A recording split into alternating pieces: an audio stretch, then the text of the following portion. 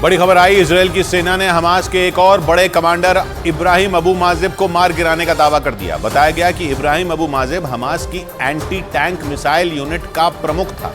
जिसके ठिकाने पर ताबड़तोड़ बमबारी की गई। आरोप है कि इब्राहिम अबू माजिब इजरायल पर हुए भीषण हमलों की प्लानिंग में शामिल था, जिसके इशारे पर हमास के लड़ाकों ने इजरायल के टैंकों पर एंटी टैंक मिसाइलें दागी और तबाह कर दिया। जंग की शुरुआत से ही इजरायल की सेना और उसकी खुफिया एजेंसी मुसाद उसकी तलाश में जुटी थी और इजरायल के इस हमले ने हमास के टॉप कमांडर यहिया सिनवार के एक और मजबूत किले को ढा दिया।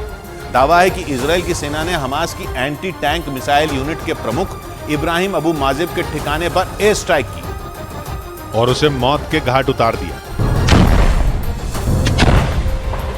माना जा रहा है कि वो हमास के टॉप कमांडर यहिया सिनवार का दाहिना हाथ था, जिसके खात्मे से जंग में हमास की उल्टी गिनती शुरू हो गई, जबकि इजरायल की सेना ने हमास को मिट्टी में मिलाने के लिए अपना दांव चल दिया। क्योंकि इजरायल के मुताबिक इब्राहिम अबू माजिब ही वो खूंखार कमांडर था जिसके साथ मिलकर यहिया सिनवार ने 7 अक्टूबर को इजरायल की जमीन पर लोगों का खून बहाने की पूरी कहानी लिखी थी और भीषण हमलों को अंजाम देने में भी वो बराबर का भागीदार था। आरोप है कि इब्राहिम अबू माजिब बंकरों में छिपकर ही इजरायल के अलग अलग शहरों में तबाही मचाने की प्लानिंग कर रहा था,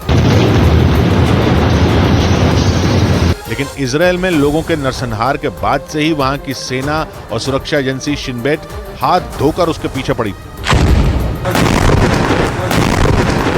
जिससे इब्राहिम अबू माजिब ज्यादा दिनों तक खुद को महफूज नहीं रख पाया और उसके ठिकाने का पता चलते ही इजरायल की सेना उस पर काल बनकर टूट पड़ी।